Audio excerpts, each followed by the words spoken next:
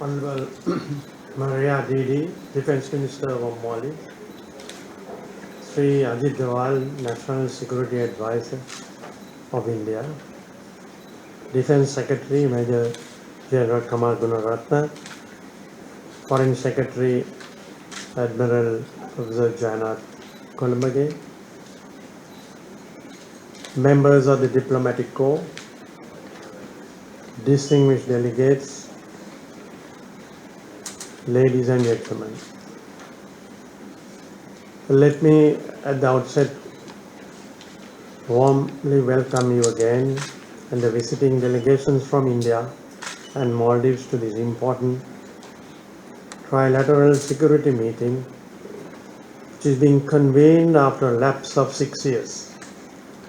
I also welcome to our midst the latest observer Bangladesh and of course Mauritius and Seychelles, who have been with us as observers since 2014. Your presence in Colombo, despite the challenges posed by the COVID-19 pandemic, amply demonstrates the commitment both individually and collectively to the common purpose of collaboration on our key maritime security interests and for the region's stability and well-being. Our national priorities demand of us to collaborate in order to ensure our collective security and well-being. As littoral states of the Indian Ocean holds the vital conduct of the prosperity and clearly said earlier, it may well define the destiny of the planet in the 21st century. This forum provides us with valuable platform to pursue these goals.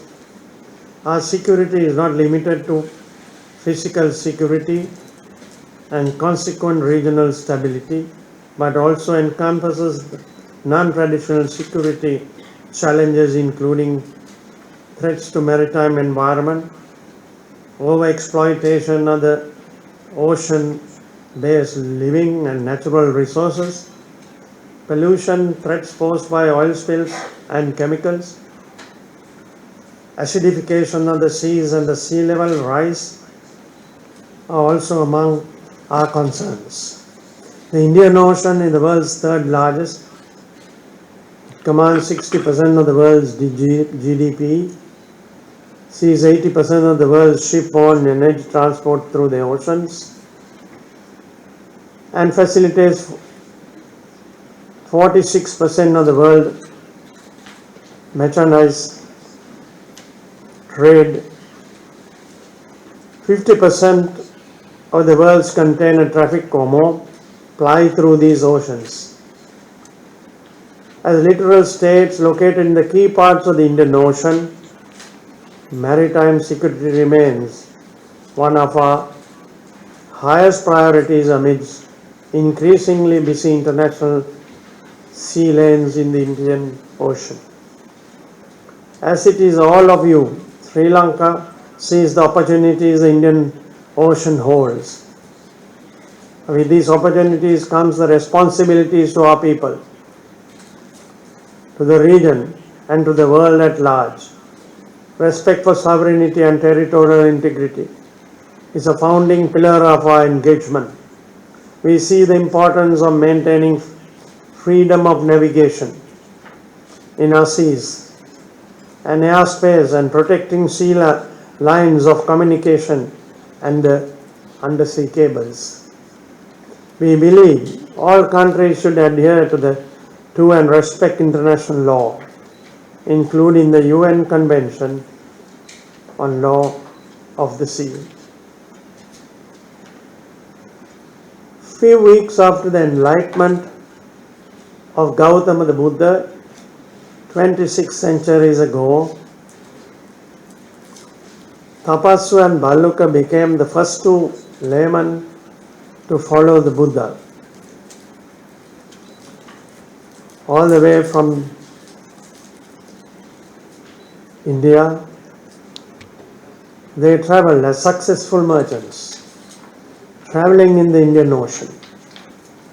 In fact, when air relics of the Buddha was gifted to them, they traveled to the northeastern port of Trilateral. Having deposited the sacred relics, they built the first Chaitya Girihandusaya, which today is worshipped by the Buddhists and all. The two merchants then set off to Chittagong and to Myanmar through the Bay of Bengal. Such historic encounters were frequent and established the fact that without insulating our mutual security in the Indian Ocean, through close cooperation, none can calm the invisibility. In one perspective, the European powers that dominated our region from the 16th century to the mid-20th century AD conquered the East through the Arabian Sea and the Indian Ocean.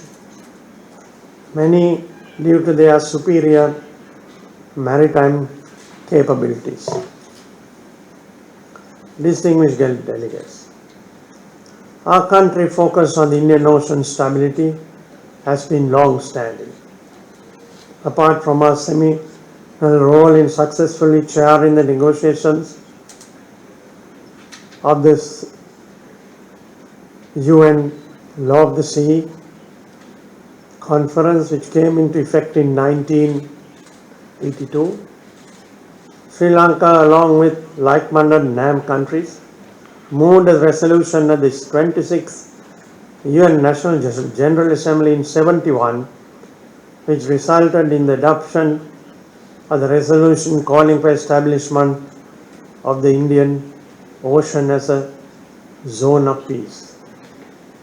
It is documented history that nearly 500 years ago, in 1470, to be precise, during the reign of the Sikh Tavaka King Mahadudunne and Rajasingha, together with the Samudra of Calcutta, collectively battled against the invading imperialist forces of the Portuguese in the ocean. A very clear record of joint naval effort in defense of our sovereignties against invasion. As democratic countries who share the same values and similar models of governance, we have the strong tradition of respecting the rule of law and the international order based on equality, mutual trust, and sovereignty. Our maritime economy has great potential, especially in the new green-blue economic policies.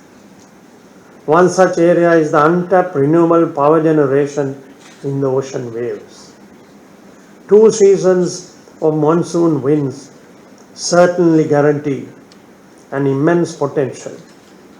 We must harness and secure these environmental friendly modes for our regional growth as well as in a climate friendly manner.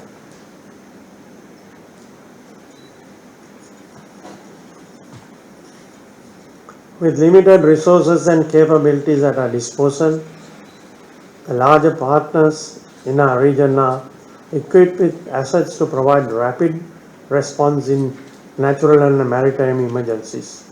I must make this opportunity to congratulate the Naval and Coastal Guard Forces of India and Sri Lanka for their timely and gallant action when the fire broke out in the oil tanker New Diamond in September within Sri Lanka's territorial waters. If we fail in joint action, there would have been major environmental disaster of an unimaginable magnitude to our oceanic resources and the environment. Even in the maritime incident in the Mauritian waters of Wakashio, accident raised alarms for maritime safety preparedness. Our security apparatus are professional and well trained, but the sheer vastness of the Indian Ocean makes it very challenging for our naval forces to entirely curb illegal activities, particularly in the context of unrestricted economic activities and free movements. Various illegal activities such as human, drugs, arms, etc. move across. Enhanced cooperation and information sharing on such illegal activities between our navies and Coast Guard will be crucial through this ongoing important dialogue. Distinguished guests, future potential of our region's technological growth is absolutely promising. The present success in IT sector is a very good indicator, as this means much more great amount of exchange in data back and forth. Every single bit of data that travels through physical lines underwater and in the air above our ocean, in economic sense, this can easily generate a new economy with greater source of revenue similar to the shipping lanes of the present day. We owe deep gratitude for the visionary leadership and foresight of the three personalities from India, Maldives and Sri Lanka who fathered the initiative in the first meeting in 2011. As the co-founder from Sri Lanka, His Excellency President Gotabaya Rajapaksa was then the Defence Secretary of Sri Lanka and remains deeply committed to this day to the goals that we pursue under this dialogue.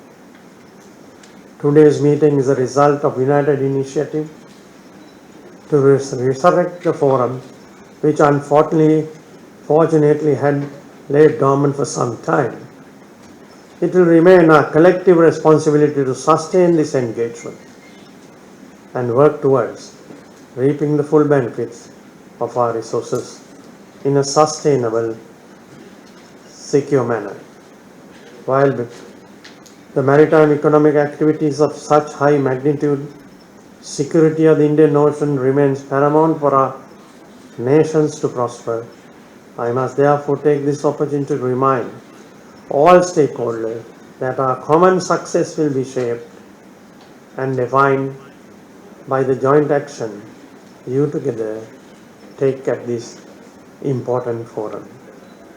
Distinguished delegates, ladies and gentlemen, let me conclude my remarks by wishing you successful and fruitful deliberation at this important maritime security forum. Thank you. Ayubowan.